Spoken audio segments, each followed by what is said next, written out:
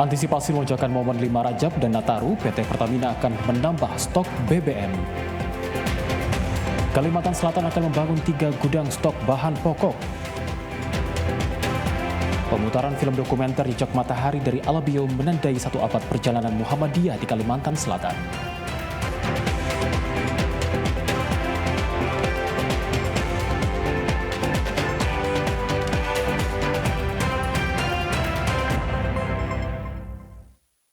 Assalamualaikum warahmatullahi wabarakatuh, selamat sore dan salam damai Banua.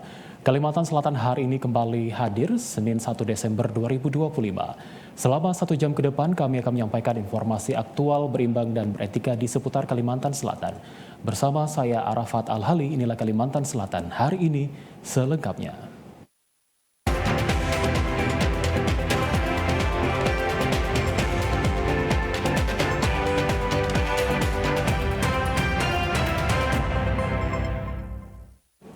Kami awali Kalimantan Selatan hari ini pemirsa dengan informasi mengenai PT Pertamina akan menambah stok BBM untuk antisipasi lonjakan kebutuhan BBM saat momen 5 Rajab, Natal dan Tahun Baru atau Nataru. Hal ini untuk memastikan pelayanan BBM di seluruh SPBU berjalan normal. Manajer Depo Pertamina Banjarmasin Suryandri Dwi Kusuma menegaskan, Pertamina akan menambah stok BBM jelang akhir tahun 2025. Hal ini seiring dengan potensi lonjakan kebutuhan saat momen 5 Rajab pada kegiatan di Kubah Sekumpul. Kegiatan Natal dan Tahun Baru atau Nataru 2025. Hal ini tegaskan Suryandri diserah kunjungan Komisi 3 DPRD Kalimantan Selatan ke Depo Pertamina Banjarmasin.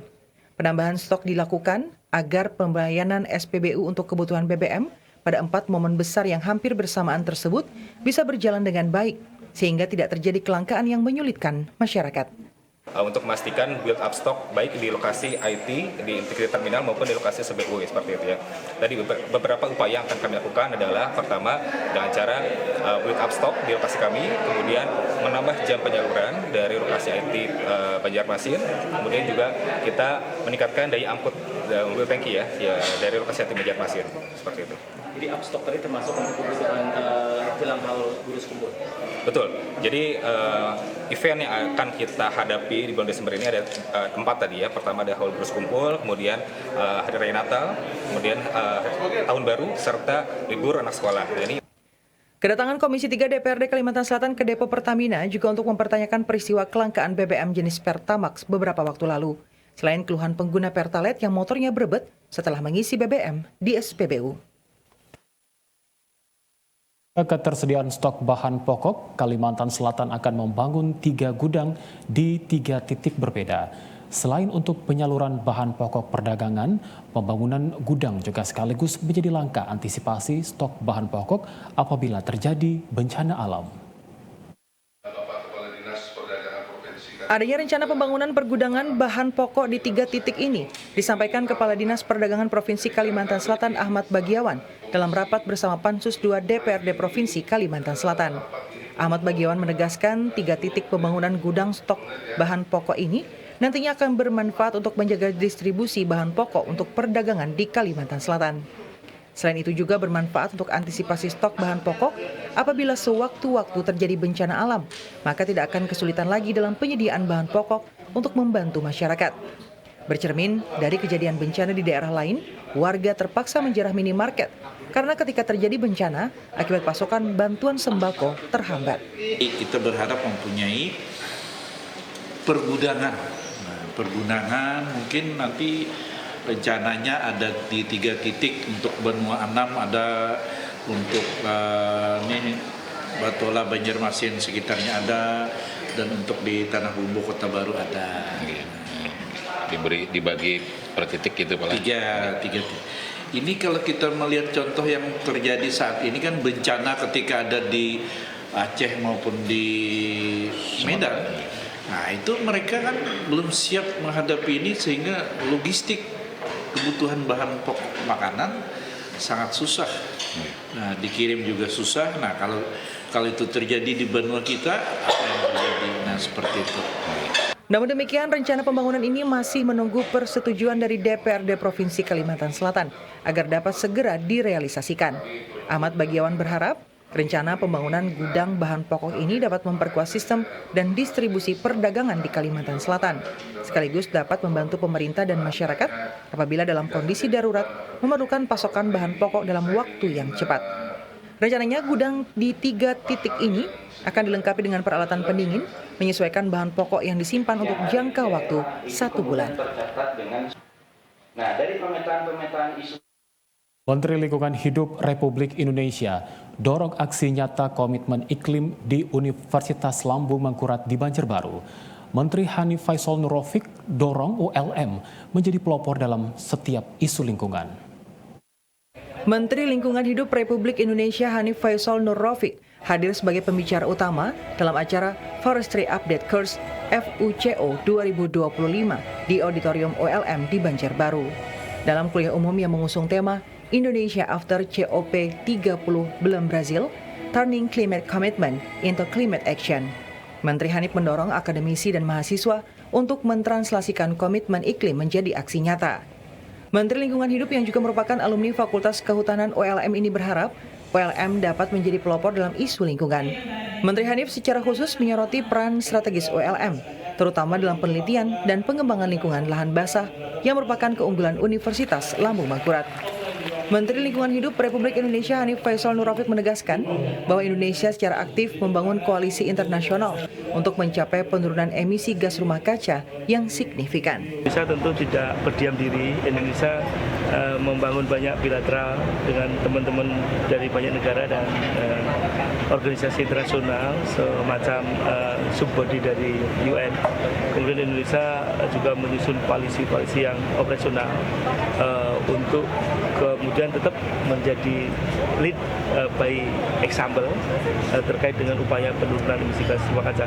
Indonesia sudah menyiapkan semua instrumen di dalam rangka penurunan emisi gas rumah kaca. Sebagai tuan rumah, ULM tidak hanya menyediakan ruang diskusi akademik, tapi juga memperkuat posisinya sebagai pusat pengembangan ilmu kehutanan dan lingkungan di Kalimantan dan Indonesia. Melalui FUCO 2025, ULM mendorong kolaborasi nasional dan menegaskan peran strategisnya dalam mengawal implementasi komitmen iklim menuju aksi nyata. Kegiatan ini diharapkan menghasilkan rumusan pemikiran yang dapat memperkuat kontribusi perguruan tinggi dalam pembangunan lingkungan hidup yang berkelanjutan di masa depan. Perkelahian maut terjadi di Jalan Pumpung, Sungai Tiung, Banjarbaru. Seorang pria meninggal dunia dengan luka parah pada bagian perut dan tangan. Seorang pria yang biasa dipanggil Umay diperkirakan berusia sekitar 43 tahun meninggal dunia akibat perkelahian yang terjadi di Jalan Pumpung, Kelurahan Sungai Tiung, Kota Banjarbaru. Peristiwa ini diketahui oleh warga setelah kejadian. Dari pantauan di lokasi kejadian, korban mengalami luka parah di antara area dada hingga perut dan tangan sebelah kiri, diduga karena sabetan senjata tajam. Ketua RT 24 Sungai Tiung Ahmad Seroji mengatakan, saat kejadian jalan sedang sepi. Korban sehari-hari berprofesi sebagai pendulang intan tradisional ini diketahui merupakan warga yang tinggal di satu kelurahan, namun beda RT tidak jauh dari lokasi kejadian. Kita kurang tahu juga bang masalahnya. Kita tadi sebelumnya tuh nggak ada di tempat kejadian. Pas ada warga bilang ada kejadian, jadi pas langsung hubungi Pak Babin. Udah selesai kejadiannya, udah ada korban gitu. Cuma korbannya orang sana, orang RT 9 kalau nggak salah. Tadi kan di sini tadi sepi di sini. Setahunya korbannya sehari-hari sebagai apa Pak? Dia sehari-harinya tuh datang mendulang juga bang, cuma kan ya istilahnya tuh kayak nggak tahu kayak di sininya kayak apa tadi kan. Masalahnya belum ada kalau melihat bang. Sementara personil emergensi Trisakti Muhammad Itkon mengatakan saat di lokasi korban mengalami luka sabetan pada bagian tangan dan dada hingga perut korban yang sangat parah. Jadi kejadiannya tuh ulun dapat dari via telepon dari warga atas terjadinya pembunuhan di Desa Pumpung, Kecamatan Cempaka, Kelurahan Sungai Tiung. Untuk kondisi korban tadi gimana? Untuk kondisi korban luka bagian perut dan tangan dan ada beberapa di bagian paha. Untuk proses evakuasi tadi ada kendala? Tidak ada. Setelah evakuasi kemana dibawanya? Dibawa ke kamar jenazah Idaman Banjarbaru. Usai kejadian, personil Polsek Cempaka dan tim Inafis dari Polres Banjarbaru melakukan olah tempat kejadian perkara dan penyelidikan untuk memburu pelaku. Beberapa meter dari TKP, tepatnya di belakang rumah warga, polisi mengamankan satu kumpang parang berwarna kuning. Setelah dilakukan olah tempat kejadian perkara, korban langsung dilarikan ke pemulasaran jenazah Rumah Sakit Idaman Banjarbaru untuk dilakukan visum, sebelum dibawa ke rumah duka untuk disemayamkan. Memperingati 1 abad perjalanan Muhammadiyah di Kalimantan Selatan, sebuah film dokumenter berjudul Jejak Matahari dari Alabio diputar dalam kegiatan nonton bareng warga Muhammadiyah. Film ini mengajak warga Muhammadiyah menelusuri kembali jejak perjuangan tokoh perintis gerakan pembaruan di Tanah Banjar 100 tahun lalu. Warga, simpatisan hingga pimpinan Muhammadiyah dari berbagai daerah memenuhi ruang teater untuk mengenang kembali perjalanan panjang Muhammadiyah di Banua dengan nonton bareng pemutaran film dokumenter Jejak Matahari dari Alabio. Dokumenter yang mengisahkan dua tokoh sentral, Kiai Haji Jafri Umar dan Kiai Haji Usman sebagai perintis Muhammadiyah di Alabio, Kabupaten Hulu Sungai Utara, melalui arsip dan narasi sejarah. Ketua PW Muhammadiyah Kalimantan Selatan, Profesor Ridani Fizi mengatakan, film ini menggambarkan semangat pembaruan, pendidikan, dan dakwah mulai tumbuh dari wilayah pesisir utara Kalimantan Selatan dan patut menjadi teladan bagi warga Muhammadiyah. Nuansanya adalah mengingatkan sejarah 1 abad yang lalu, bertepatan dengan milad 1 abad Muhammadiyah tahun 1925 hingga 2025, genaplah usia 1 abad. Momentum ini kami jadikan untuk bersyukur melihat perkembangan Muhammadiyah hingga sampai. Produser film dokumenter Jejak Matahari dari Alabio, Meldi Muzada Elva mengatakan, momen 1 abad Muhammadiyah merupakan kesempatan emas untuk mengabadikan jejak para perintis dalam bahasa visual yang mudah diterima generasi muda. Ia berharap film ini tak hanya menampilkan sejarah, tetapi juga membangkitkan kebanggaan dan rasa memiliki warga Muhammadiyah terhadap perjuangan di Tanah Banjar. Sementara sutradara film M. Fuad Rahman mengungkapkan, riset yang dilakukan selama 2 bulan, wawancara, saksi sejarah, hingga menelusuri lokasi penting di Alabio, tim produksi berupaya merangkum perjalanan lahirnya Muhammadiyah di Kalimantan Selatan menjadi karya audiovisual film dokumenter yang bisa ditampilkan. Moral dari film ini adalah mengatakan bahwa perjalanan Muhammadiyah sejak dari Alabio sampai sekarang, sampai di Kalimantan Selatan, berdirinya cabang dan ranting, bahwa langkah kecil, langkah awal itu ternyata menjadi penentu kemajuan suatu karya ataupun kemajuan suatu organisasi. Jadi kepada anak muda ataupun kepada orang-orang yang ingin memulai, maka langkah yang maju itu adalah dimulai dari langkah yang pertama. Melalui nonton bareng film dokumenter Jejak Matahari dari Alabio ini, pengurus Muhammadiyah Kalimantan Selatan berharap karya ini menjadi warisan semangat agar terus hidup dan menginspirasi dakwah di abad kedua selanjutnya. Dan juga menjadi sebuah pengingat bahwa perjuangan sejarah menjadi pijakan untuk terus berkarya bagi umat dan daerah. Informasi lain akan kami hadirkan usai jeda. Tetaplah bersama kami di Kalimantan Selatan hari ini.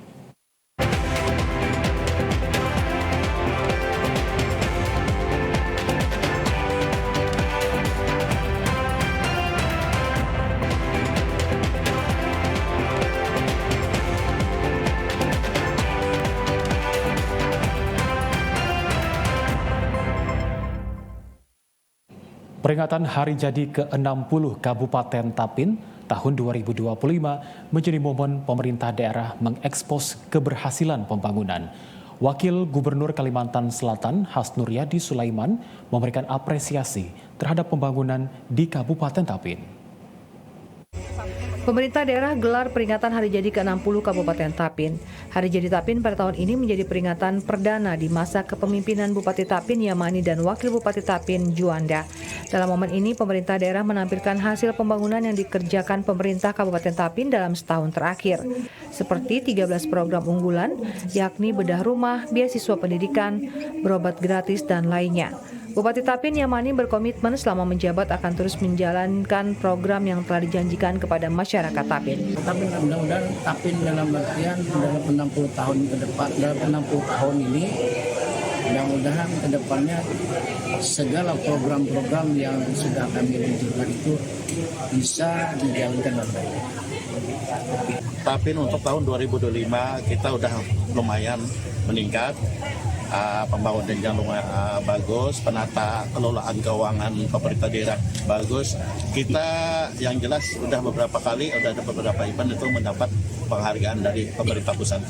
Siap, ya. Wakil Gubernur Kalimantan Selatan Hasnuryadi Sulaiman mengatakan pembangunan Tapin optimis akan menjadi daerah yang semakin maju dan berkembang. Makin maju daerahnya, Kabupaten Tapin menjadi daerah yang maju, dan juga masyarakatnya semakin bahagia dan baik iman keluarganya.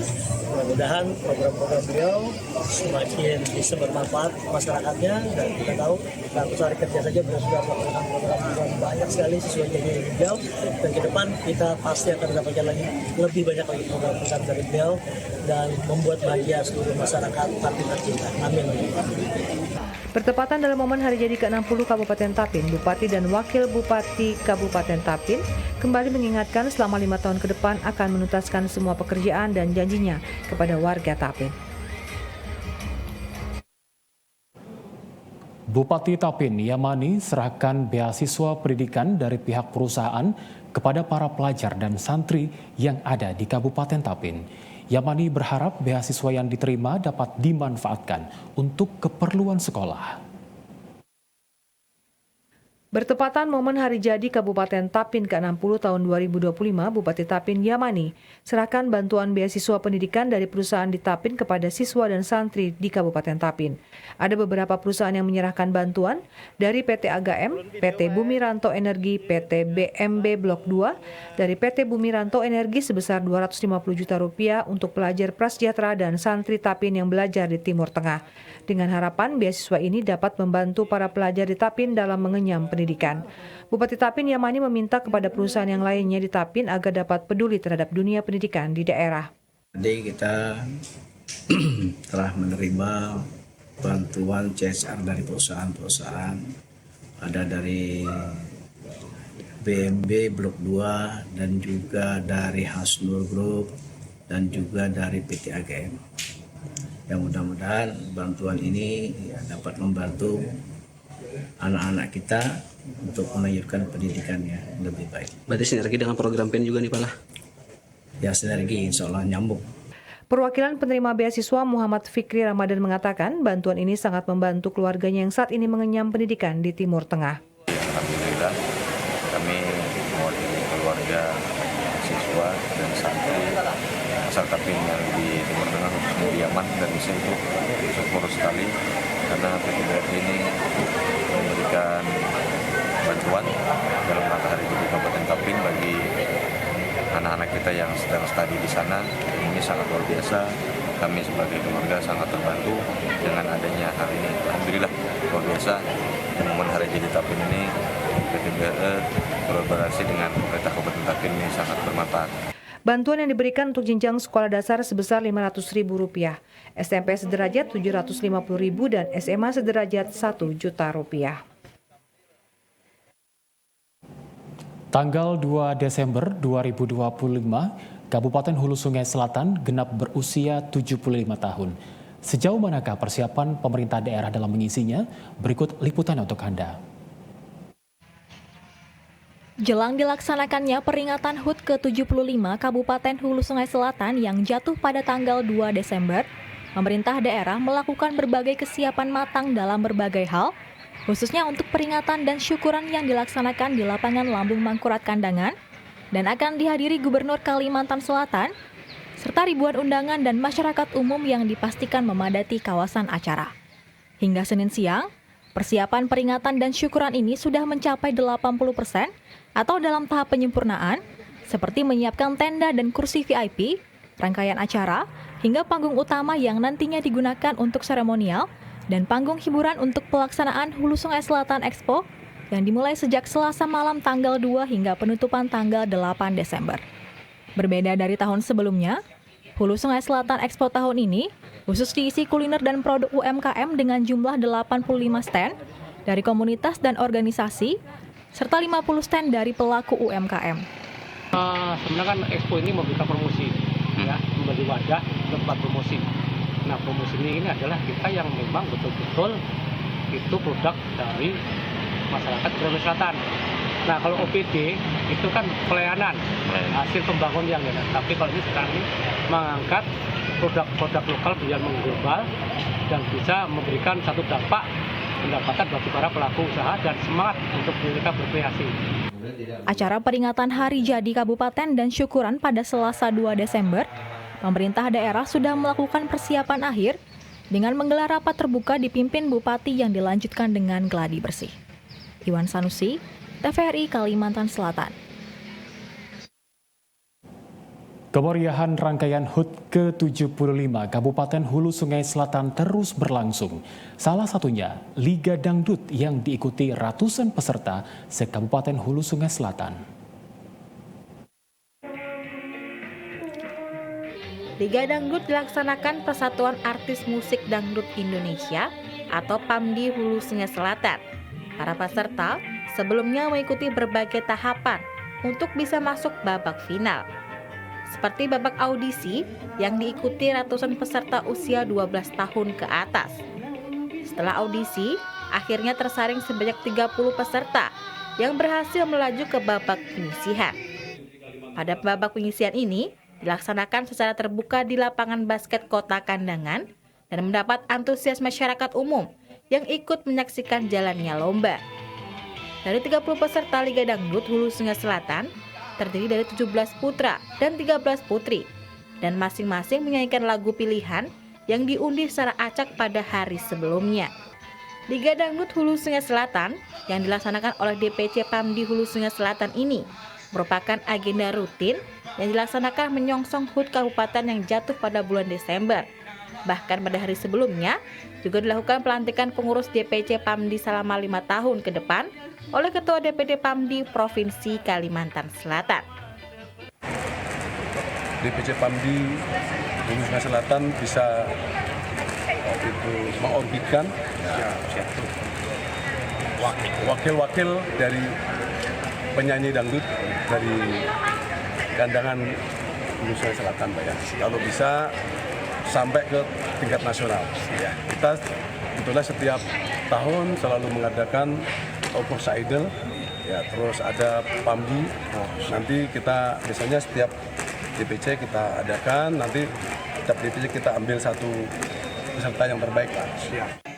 Sejak lomba berlangsung yang dimulai pukul 13 WITA hingga pukul 18 WITA, dari 30 peserta, akhirnya terpilih 12 finalis yang terdiri 6 putra dan 6 putri yang akan melaju ke babak final bulan Desember mendatang di panggung hiburan Hulu Sungai Selatan Expo.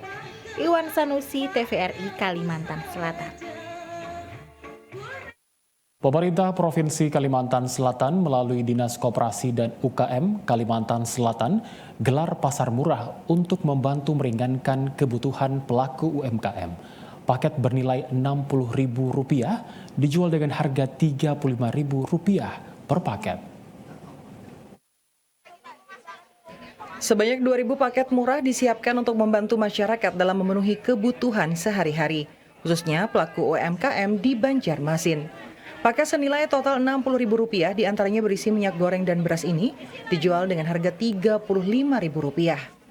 Wakil Ketua Tim Penggerak PKK Kalimantan Selatan Dr. Gigi Eliana Trisna Hasnuryadi mengatakan, kegiatan pasar murah merupakan bentuk kepedulian dan perhatian untuk masyarakat dalam memenuhi kebutuhan sehari-hari. Sehingga paket tebus murah ini bermanfaat bagi masyarakat yang memerlukan.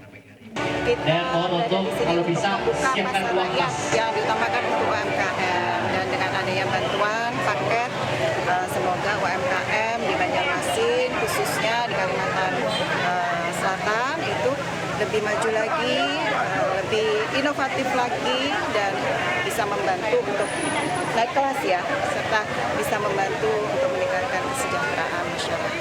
Mudah-mudahan apa yang kita lakukan ini bermanfaat dan dirasakan manfaatnya. Kepala Dinas Koperasi dan UKM Kalimantan Selatan Gusti Yanwar Norrifai mengatakan, kegiatan pasar murah ini juga untuk membantu pelaku UKM. Sehingga dengan kegiatan ini mereka mendapatkan manfaat di tengah daya beli yang menurun. Ini kita melakukan pasar UMKM di mana untuk menindaklanjuti dari inflasi yang terjadi di Kalimantan Selatan kemarin. Dan yang paling tinggi kemarin di bulan Oktober tadi pada saat pertemuan dengan Mendagri itu adalah Banjarmasin dan HST. Kita milih Banjarmasin karena jumlah UMKM-nya cukup banyak gitu. Dari tadi saya sampaikan ada sebanyak 51.966 di OSS di aplikasi itu UMKM yang ada di Kalimantan. Masyarakat yang membeli paket murah ini sebelumnya mendapatkan kupon yang dibagikan oleh penyelenggara, sehingga mereka yang menerima memang layak mendapatkan subsidi pasar murah. Menyambut perayaan Natal dan Tahun Baru 2026, ratusan warga desa Pematang Benteng, Kecamatan Sungai Tabukan, memadati lokasi operasi pasar murah yang digelar Dinas Koperasi, Perindustrian dan Perdagangan. Kegiatan ini merupakan langkah strategis pemerintah daerah untuk menjaga stabilitas harga kebutuhan pokok serta memastikan stok pangan aman menjelang momentum akhir tahun yang biasanya diiringi lonjakan kebutuhan masyarakat. Sejak pagi warga terlihat mengantri panjang untuk mendapatkan sembako bersubsidi. Paket sembako berisi 2 liter minyak goreng kemasan dan 2 kg gula dijual hanya seharga Rp53.200. Selain itu, 2 jenis beras turut disediakan dengan harga berbeda, yakni beras SPHP Bulog Rp60.000 per 5 liter, beras premium Rp76.000.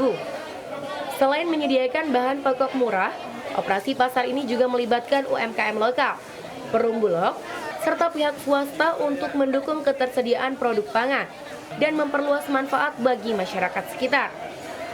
Kepala Desa Pematang Benteng Abdullah mengungkapkan rasa syukur dan apresiasinya terhadap pelaksanaan pasar murah ini. Menurutnya, kegiatan tersebut sangat membantu warga, terutama di tengah fluktuasi harga pangan jelang akhir tahun. Ia menambahkan, keberadaan UMKM dalam kegiatan ini juga memberikan manfaat tambahan bagi masyarakat. Selain itu, program seperti ini dapat terus digelar secara rutin, bukan hanya menjelang hari besar, tetapi juga pada periode lain ketika harga kebutuhan pokok mengalami kenaikan. Untuk mengetahui prediksi curah hujan dan sifat hujan pada bulan Desember 2025, berikut kita ikuti informasi terkini perakiraan cuaca dari BMKG Stasiun Klimatologi Banjarbaru, Kalimantan Selatan. Informasi ini akan disampaikan Prakirawan Esti Kristantri. DMI negatif akan kembali ke fase netral pada Desember 2025. Kondisi ini menyebabkan aliran udara lembab lebih banyak bergerak ke wilayah Indonesia, sehingga meningkatkan peluang turunnya hujan di Kalimantan Selatan. Meninjau anomali suhu muka laut, saat ini sebagian besar perairan Indonesia persisten lebih hangat dibandingkan normalnya, sedangkan di wilayah perairan Kalimantan Selatan, anomali suhu muka laut cenderung normal. Suhu muka laut yang normal di sekitar perairan Kalimantan Selatan menyebabkan tidak terjadinya penguatan atau pelemahan yang signifikan terhadap pembentukan awan. Untuk bulan Desember 2025, anomali suhu muka laut di wilayah Kalimantan Selatan diprediksi didominasi kondisi normal dengan kisaran minus 0,5 derajat Celcius hingga positif 0,5 derajat Celcius. Kondisi monsun Asia saat ini terpantau sudah aktif dan diprediksi tetap aktif hingga akhir Desember 2025 dengan intensitas lebih lemah dibandingkan normalnya. Sementara itu, monsun Australia terpantau tidak aktif pada pertengahan November 2025 dan diprediksi aktif kembali pada awal Desember 2025. Aliran massa udara di wilayah Kalimantan Selatan secara umum didominasi angin dari barat dengan kecepatan angin sedikit lebih kuat dibanding normalnya. Pada Desember 2025, arah angin di wilayah Kalimantan Selatan diprediksi masih dari barat dengan kecepatan berkisar 6 sampai dengan 10 meter per second. Beralih ke informasi prediksi curah hujan. Umumnya curah hujan di Provinsi Kalimantan Selatan pada bulan Desember 2025 diprediksi berada pada kriteria menengah dengan rentang curah hujan berkisar 150 hingga 300 mm dan kriteria tinggi berkisar 300 sampai dengan 400 mm. Terdapat juga daerah dengan kriteria tinggi. berkisar 400 sampai dengan 500 mm, yaitu sebagian Kabupaten Tanah Laut, bagian utara, sebagian kecil Kabupaten Banjar, dan sebagian kecil Kota Banjarbaru. Selanjutnya, untuk prediksi sifat hujan bulan Desember 2025. Umumnya wilayah Provinsi Kalimantan Selatan akan sama dengan normalnya atau kriteria normal. Terdapat juga daerah dengan kriteria bawah normal, yaitu sebagian kecil Kabupaten Tanah Bumbu dan Kabupaten Kota Baru. Demikian informasi yang dapat kami sampaikan. Untuk informasi lebih lengkap, silakan kunjungi media sosial kami. BMKG akan selalu berkomitmen memberikan informasi secara cepat, tepat, akurat, luas, dan mudah dipahami. Terima kasih atas perhatiannya. Salam iklim, kenali iklimnya, rencanakan kegiatannya.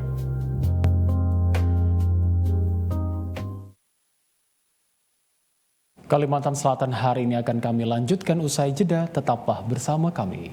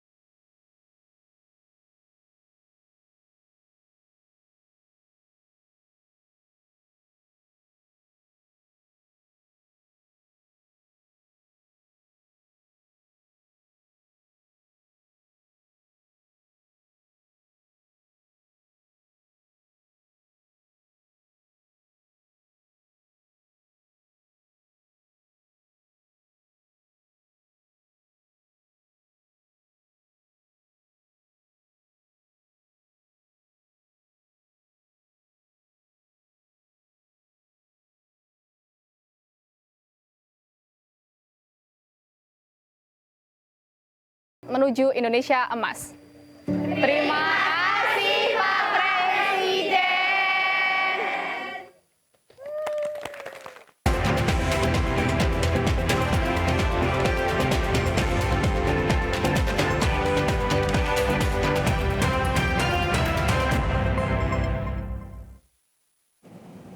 Alumni Ikatan Keluarga Airlangga Universitas Airlangga melakukan kegiatan bakti sosial berupa pasar murah dan pemeriksaan kesehatan.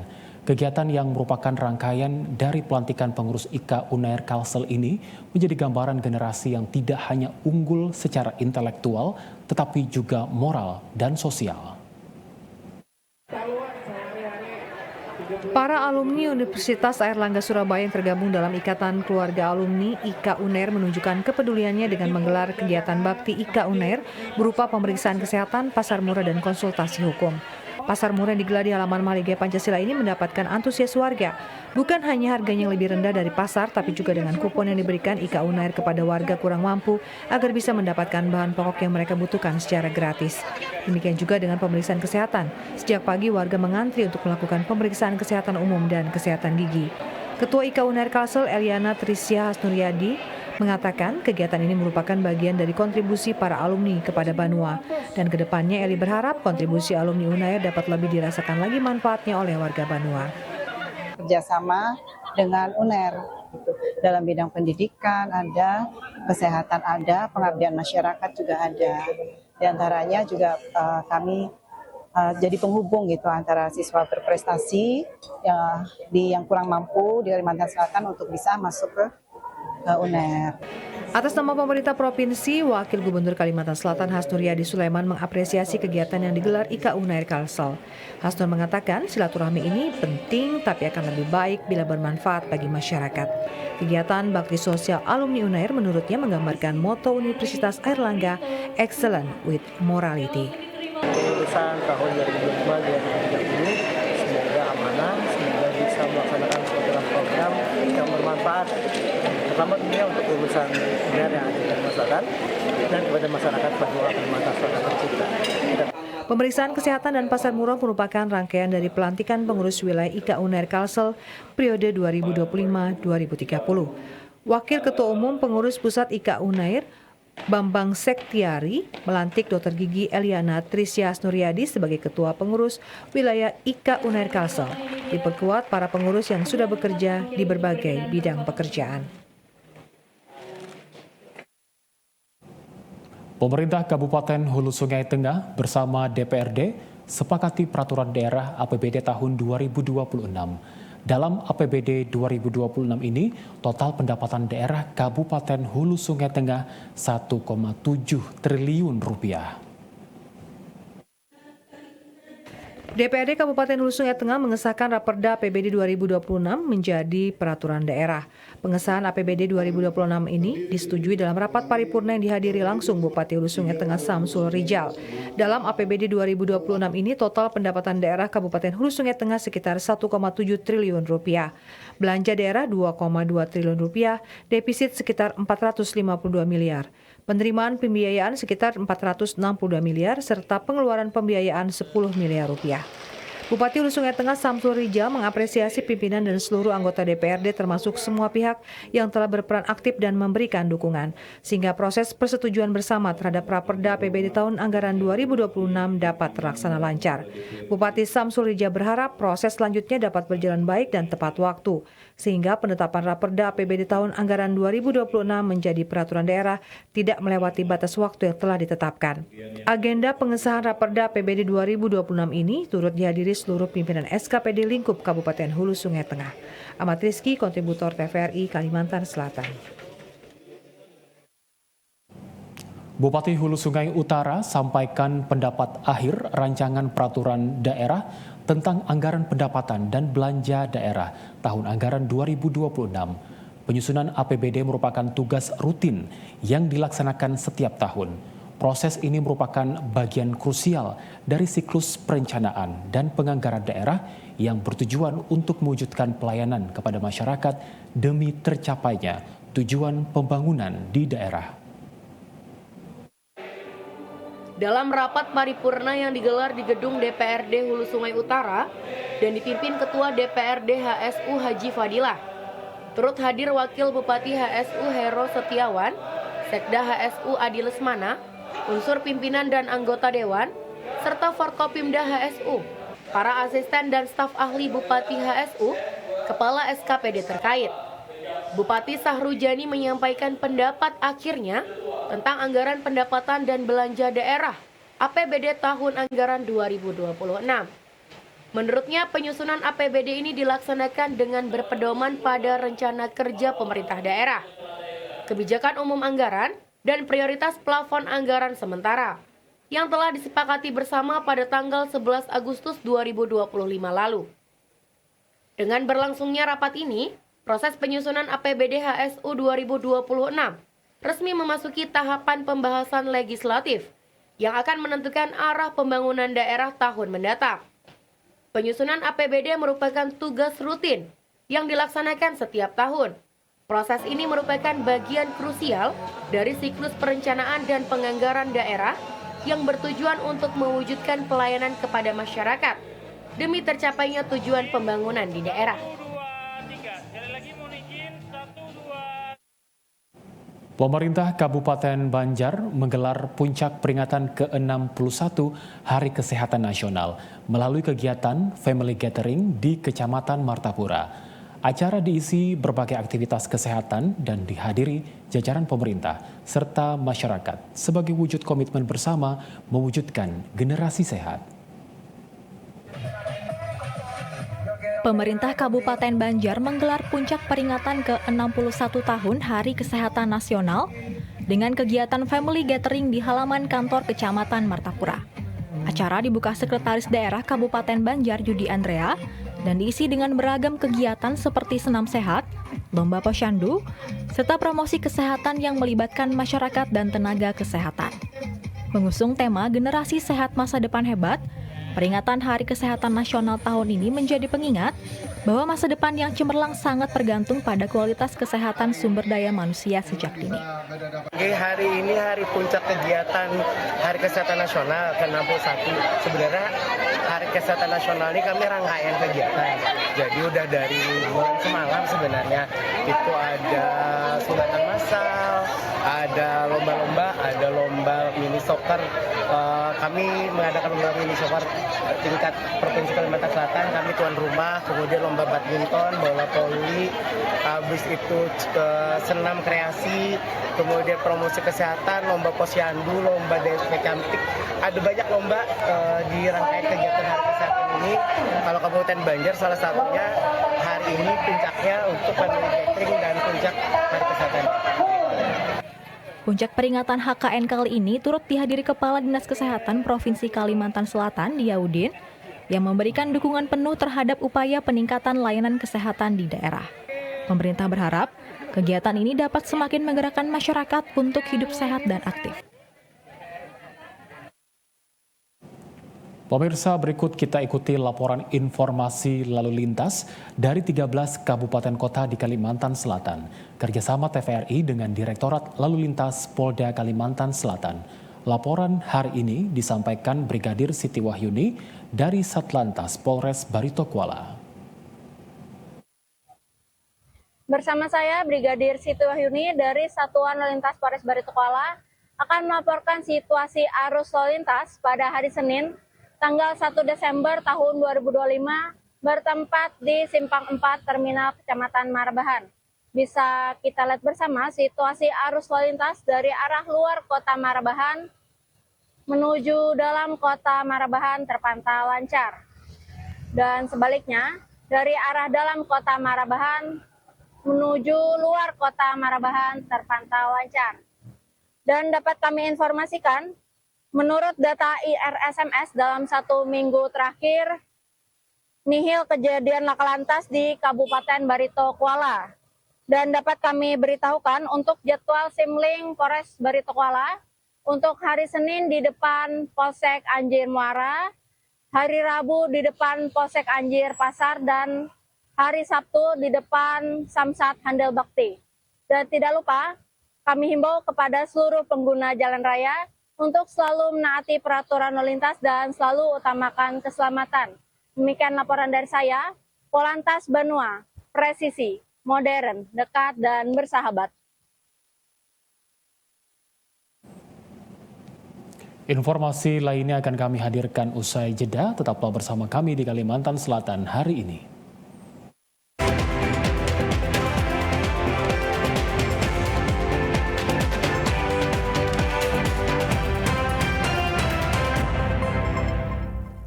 Kalimantan Selatan, tanah yang kaya akan keindahan dan keanekaragaman hayati, termasuk primata endemik yang hampir punah.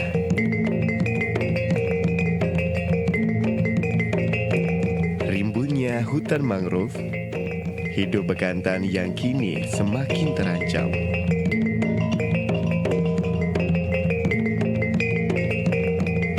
Primata dengan hidung panjang dan rambut berwarna coklat kemerahan adalah bagian dari warisan alam kita.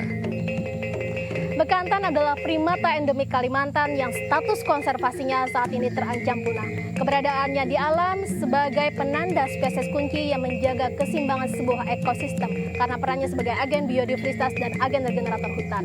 Melestarikan bekantan melalui pemulihan habitatnya, stop perburuan liar. Mari membangun mata rantai kepedulian bersama dengan memuliakan alam. Selamatkan bekantan, selamatkan peradaban manusia. Melalui restorasi hutan mangrove, turut membantu meningkatkan populasi bekantan yang hampir punah. Kita semua memiliki peran dalam melindungi mereka. Jangan biarkan bekantan hanya menjadi kenangan.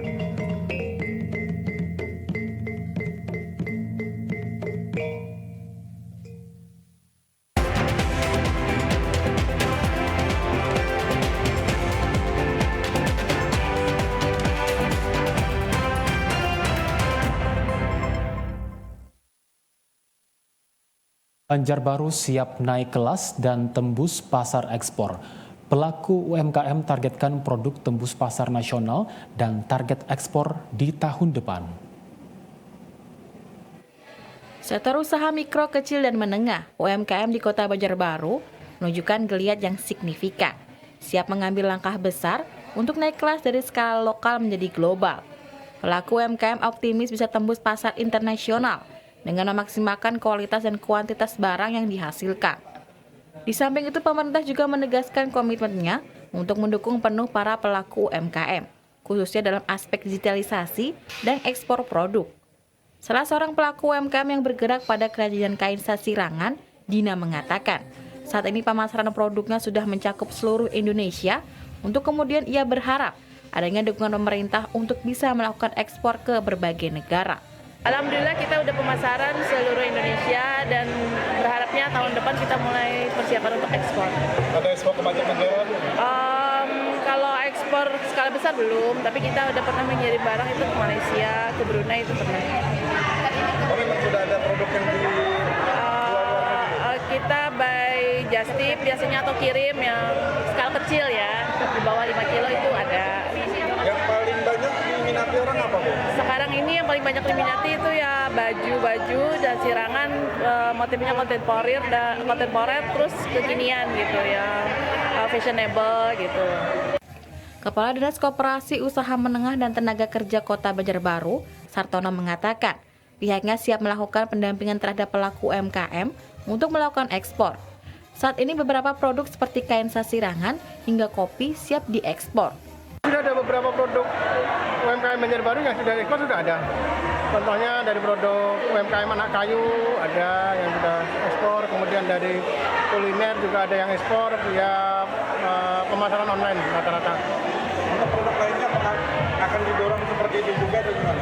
Kita dorong untuk perluasan pemasaran selain di lokal, kota, provinsi, luar provinsi kita dorong untuk bisa mengembangkan ke ekspor. Dengan sinergi antara kualitas produk, adopsi teknologi, dan dukungan pemerintah yang kuat, Banjarbaru menargetkan semakin banyak UMKM lokal yang mampu menembus pasar ekspor di tahun-tahun mendatang.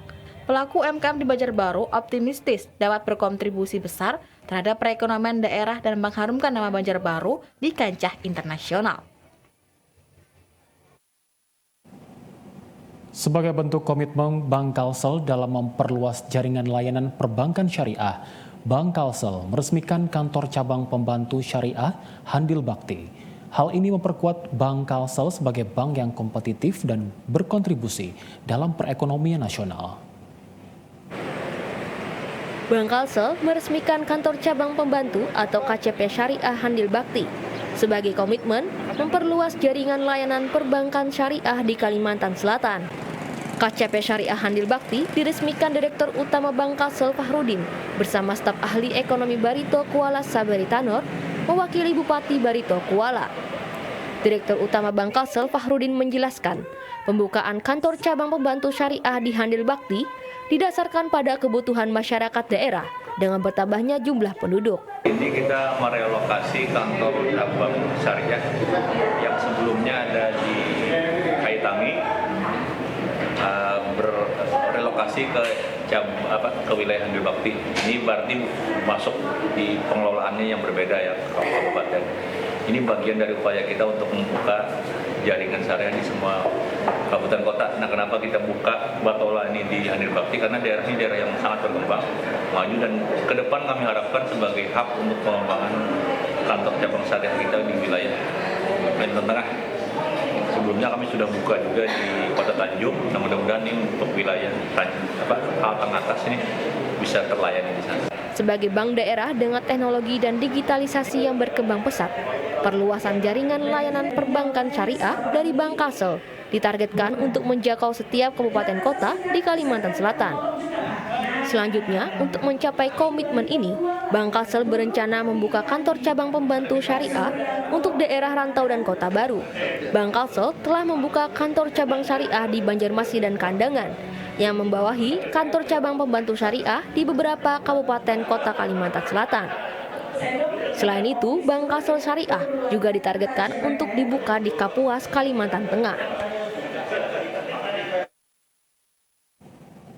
Dinas Pertanian Kabupaten Banjar menggelar pelatihan peningkatan nilai tambah produk peternakan berbasis Zero Waste yang diikuti puluhan peternak dan instansi terkait. Kegiatan ini menjadi langkah penting dalam memperkuat ketahanan pangan daerah melalui penerapan ekonomi sirkular di sektor peternakan.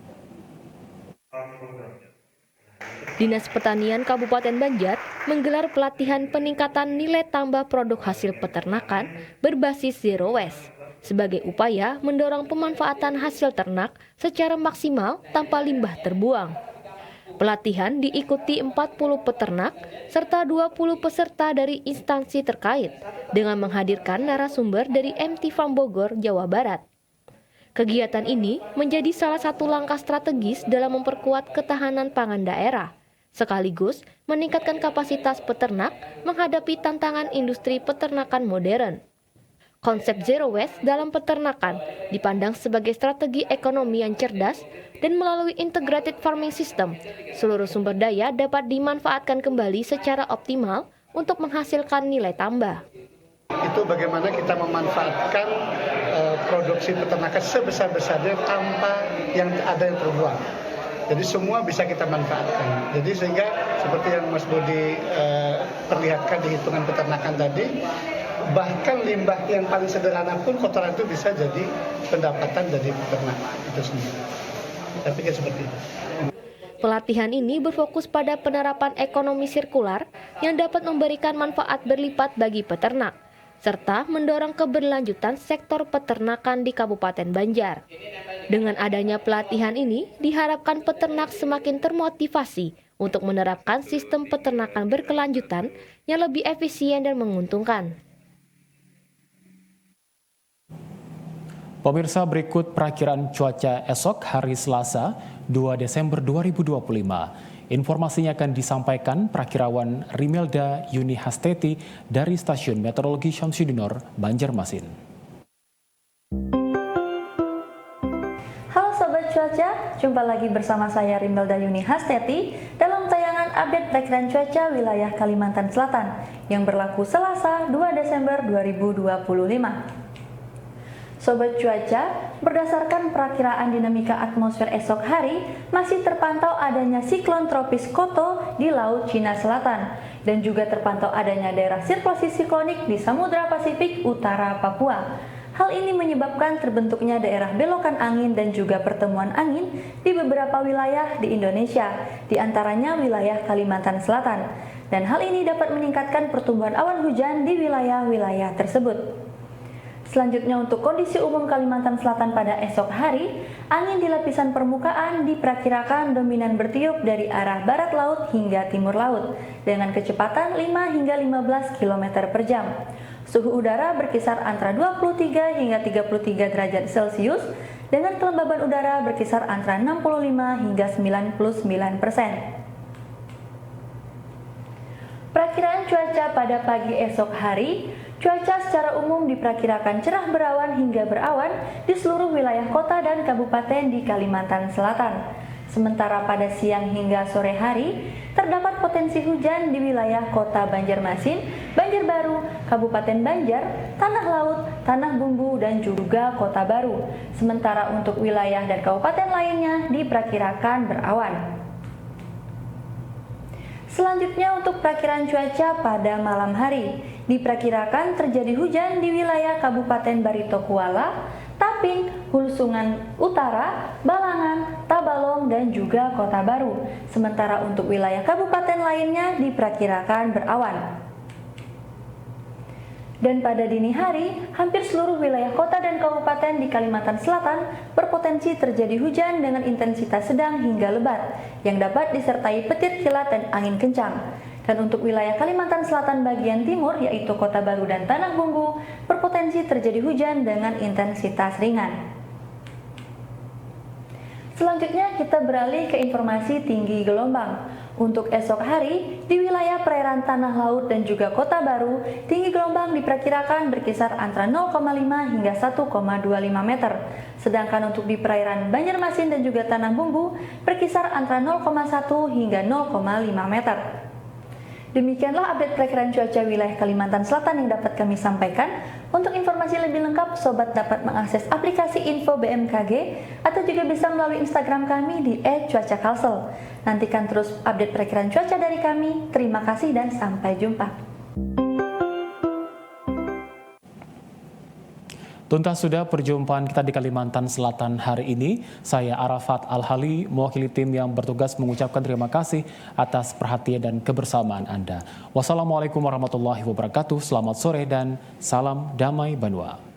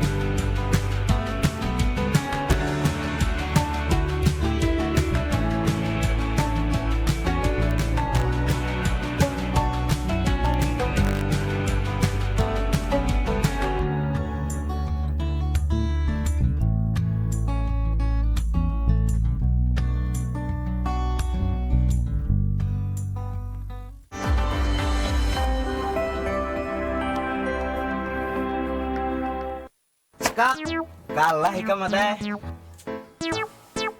Woi, kata harus aku main di Gembira. Ampian dia sudah. Cupu. Gua belajarin dulu. Ada harta lu main. Mau Gembira lah. Maaf, mulutnya aku sudah lah. Cupu.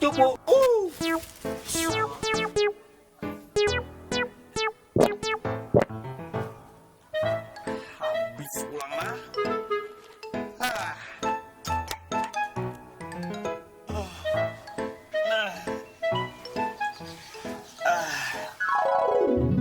Oi. Suara apa tuh? Aku di bawah sini nah. Di bawah sini. Kenapa bisa berpandir? Mimpi kah aku Nio? Ikam jangan buang sampah sembarangan. Buang aku ke tempat sampah. Betul bisa berpandir. Ada jelas.